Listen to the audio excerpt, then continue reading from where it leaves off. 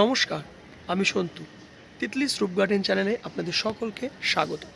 বন্ধুরা, আজ আমি তোমাদের সাথে যে বিষয়টি নিয়ে আলোচনা করব সেটি হলো, আমরা কিছুদিন যাবতই লক্ষ্য করছি যে শীত খুব জাঁকিয়ে বসেছে এবং তার সাথে প্রচণ্ড কুয়াশা। শীতকালে অতিরিক্ত ঠান্ডা এবং কুয়াশা আমাদের ড্রাগন গাছে কিন্তু কিছু সমস্যা তৈরি করে।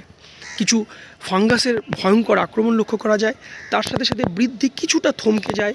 তো সেই সমস্যার সমাধান আমরা কিভাবে করব, এই বিষয়গুলো নিয়ে কিন্তু আমি আজকে আলোচনাটি করব। তো প্রথমেই তোমরা স্ক্রিনে যে লালচে মরিচে দাগের মতো দেখতে পাচ্ছ, বিশেষত নতুন ডালে এই সমস্যাটি লক্ষ্য করা যায় এবং তাতে নতুন ডালগুলো ক্ষতিগ্রস্ত হয়ে গাছের বৃদ্ধি কিন্তু ব্যাহত হয়ে যায়। তো এই সমস্যা দেখা দিলে আমাদের প্রথমে যেটি করতে হবে সেটি হলো কিন্তু গাছে জল দেওয়া একদম বন্ধ করে দিতে হবে। কারণ গাছে জল বা খাবার এই সব যদি এর মধ্যে আমরা প্রয়োগ করি তাহলে এই সমস্যাটা আরও প্রকট হয়ে দাঁড়াবে। তাই প্রথমেই আমাদেরকে গাছে জল দেওয়া একদম বন্ধ করে দিতে হবে যতক্ষণ না পর্যন্ত আমাদের এই রোগটি পুরোপুরি নির্মূল হয়ে আসছে।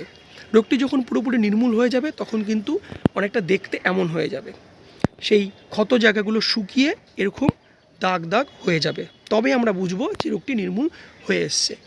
তাই প্রথমে আমাদেরকে জল বা কোনো জাতীয় খাবার স্প্রে বা কোনো প্রিজিয়ার স্প্রে এগুলো সব বন্ধ করে দিতে হবে। এরপরে রোগটিকে আমাদের থামাতে গেলে আমাদের তো ওষুধ প্রয়োগ করতে হবে এবং তার জন্য শুধুমাত্র নর্মাল ফাঙ্গিসাইড দিয়ে কিন্তু এটি সমস্যার সমাধান হবে না। আমাদের নর্মাল ফাঙ্গিসাইডের একটু ঊর্ধ্বে, যেমন মেটালেক্সিল ম্যানকোজেব গ্রুপের যে ছত্রাকনাশক রেডোমিল্ড গোল্ড, আমি বারবার বলি ড্রাগন গাছের জন্য খুবই ভালো, সেটিকে প্রয়োগ করতে হবে 2 গ্রাম প্রতি লিটার জলে গুলে। তবে শুধুমাত্র ফাঙ্গিসাইড দিয়ে এবার কিন্তু হবে না, এর সাথে আমাদের অ্যান্টিবায়োটিক হিসাবে প্রয়োগ করতে হবে প্ল্যান্টোমাইসিন। এটি 1/2 গ্রাম প্রতি লিটার জলে গুলে ব্যবহার করতে হবে।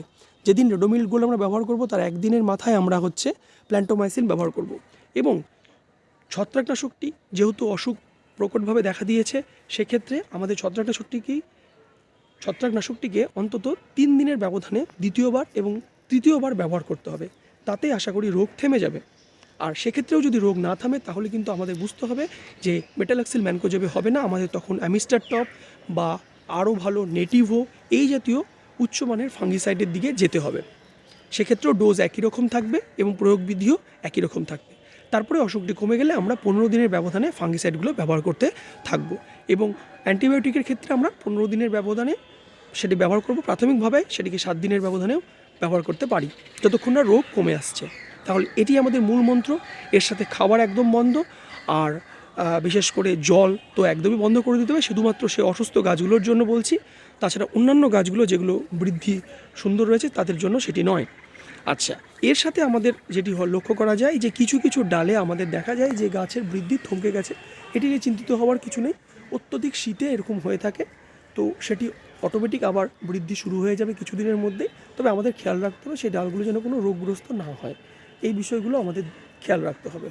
বিশেষ করে অনেক সময় আমরা দেখতে পাই গাছের গোড়াতে পচন ধরে যায়, সেই পচনকেও আমাদের রোধ করতে বিশেষ ব্যবস্থা নিতে হবে। আর গাছের গোড়াতে অনেক সময় ছোট ছোট কুশি বেরোতে দেখা যায়, সেই কুশিগুলোকে কিন্তু আমাদের ভেঙে দিতে হবে।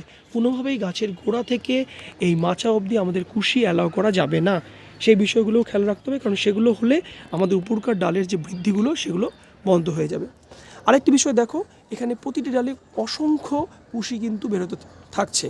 তো আমাদের এত কুশি অ্যালাউ করার প্রয়োজন নেই, আমরা ডাল প্রতি 2টো করে হেলদি কুশি রাখবো, বাকিগুলোকে কিন্তু আমরা ভেঙে দেবো। তাতে যে 2টো করে ডাল আমরা আসছে সেগুলোতে প্রচুর ফল পাবো। কারণ অলরেডি দেখো আমার এখানে 4টি ডাল রয়েছে, প্রতিটি ডালে যদি আমি আবার 2টো করে ডাল অ্যালাউ করি তাহলে 8টি ডাল হয়ে যাচ্ছে, প্লাস 4টি ডাল আগের রয়েছে, অর্থাৎ 12টি ডালে মানে প্রচুর ফলন হবে।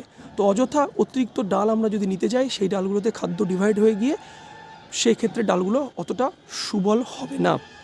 তো খাবার দেওয়ার কী খাবার দেবো, কীভাবে দেবো এগুলো আমি বলছি না, কারণ শীতকালীন পরিচর্যা নিয়ে আমার অলরেডি ভিডিও রয়েছে, সেখানে তোমরা দেখতে। এখানে আরেকটি বিষয় আমি তোমাদের সাথে একটু শেয়ার করে নিই।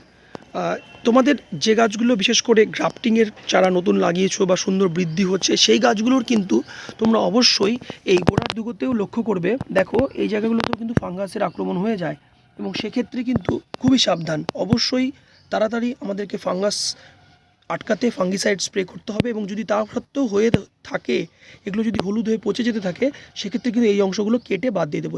যেমন এখানে আমি ফাঙ্গিসাইড স্প্রে করাতে আশা করি বন্ধ হয়ে গেছে এই ফাঙ্গাসের বিস্তার, তো তাতেও যদি না কমে পরবর্তীতে আমি এই জায়গাটা কেটে বিশেষ করে এর যে মাংসল অংশটি বাদ দিয়ে দেবো চেয়েছে, এবং শুধুমাত্র যদি এর ভেতরকার শক্তর দণ্ডটিও থাকে সেক্ষেত্রেও এই গাছ কিন্তু সার্ভাইভ করবে, তা নিয়ে দুশ্চিন্তার কারণ নেই।